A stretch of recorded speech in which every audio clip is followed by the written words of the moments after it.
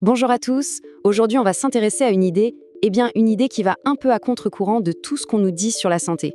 Et si le sport intense, celui qu'on nous vante tant, accélérait en fait notre vieillissement au lieu de le freiner? C'est une perspective assez provocante, tirée de nos sources, qu'on va décortiquer ensemble. On l'entend partout, n'est-ce pas? Pour vivre longtemps, en pleine forme, il faut se dépenser, transpirer, bref, pousser la machine. Le sport intense, ce serait un peu la fontaine de jouvence moderne. Mais est-ce que c'est vraiment aussi simple? La source qu'on explore aujourd'hui nous invite à au moins se poser la question. Alors, commençons par le point de départ. L'idée reçue, celle qu'on connaît tous, c'est que pour être en forme, il faut solliciter son corps, faire de l'exercice, s'entraîner. C'est presque un réflexe, une croyance vraiment bien ancrée dans notre culture. Et là, attention, l'auteur du texte sur lequel on se base, Fyodor Shroudnev, arrive et il balance une petite bombe. Je cite « Je déconseille de pratiquer un sport quelconque. Tout cela accélère considérablement le vieillissement, loin de le ralentir. C'est radical. Ça va complètement à l'encontre de toutes les recommandations habituelles. » Bon, forcément, quand on lit ça, la première réaction, c'est de se demander « mais sur quoi il se base pour dire une chose pareille? Quelle est sa logique ?» Eh bien, c'est ce qu'on va voir tout de suite. Il parle d'un certain coût caché de l'effort. En fait, son raisonnement, c'est un peu comme un bilan comptable du corps. Imaginez, d'un côté, quand on fait du sport de manière intensive, on crée plus de muscles, plus de tissus. Tout ça, ça demande de l'énergie, des ressources pour fonctionner et s'entretenir. Et de l'autre côté, en vieillissant, nos réserves de ressources, elles, diminuent. C'est un processus naturel. Le résultat, selon lui, c'est un déficit. On demande de plus en plus à un corps qui, lui, a de moins en moins à offrir. Et attention, pour lui, cette idée de déficit, ce n'est pas juste une image, non. Il considère ça comme un principe de base, une sorte de loi biologique, une loi immuable du corps. Cette fameuse loi, il l'appelle la loi des ressources décroissantes. L'idée, c'est qu'en vieillissant, nos ressources globales, y compris notre système immunitaire d'ailleurs, baissent inévitablement. C'est une règle du jeu, on ne peut pas y échapper. Et donc, vu comme ça, l'exercice intense ne nous aide pas, il nous fait lutter contre cette tendance naturelle de notre propre biologie. Ok, donc si le sport intense n'est pas la solution, alors c'est quoi? Qu'est-ce qu'il propose lui pour rester en bonne santé? Où se trouverait le véritable moteur de notre santé? Accrochez-vous bien parce que la réponse est assez inattendue. Le cerveau, tout simplement. Pour lui, tout se passe là-haut. Il déplace complètement le centre de gravité de la santé, des muscles à notre esprit. C'est là le vrai moteur. Mais pourquoi le cerveau?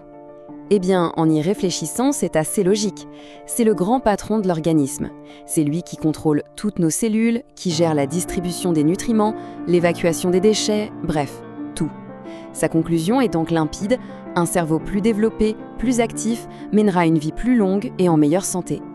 D'accord, c'est une belle idée, mais concrètement on fait comment? Comment on applique cette approche?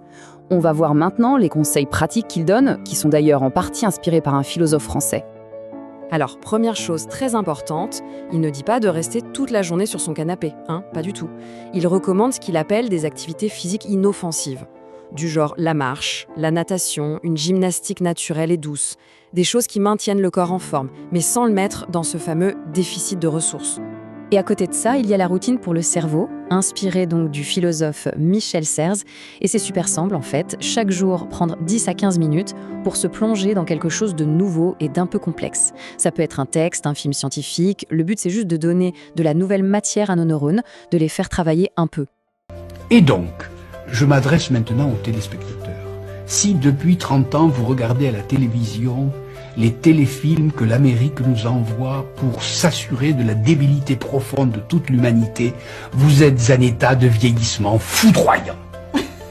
Et si au contraire, au lieu de regarder ça, vous prenez un livre un peu difficile, par exemple celui-là, oui, un peu difficile, et que vous essayez de comprendre une seule page pendant 10 minutes, vous êtes sûr de rajeunir. Et ça, c'est parfaitement gratuit, c'est parfaitement inconnu, mais c'est parfaitement efficace.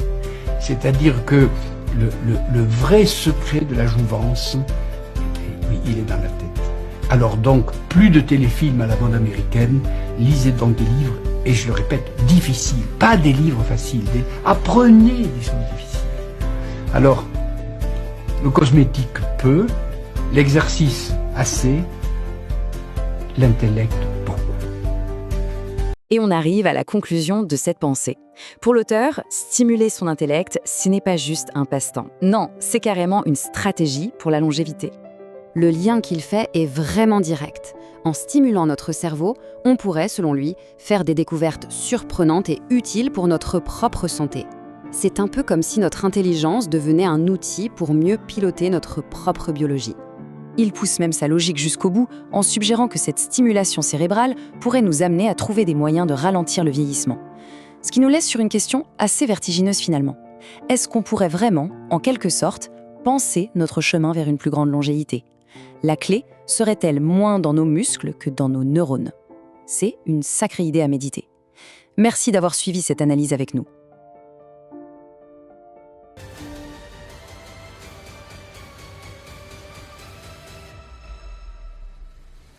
La vérité est souvent si simple que les gens n'y croient pas.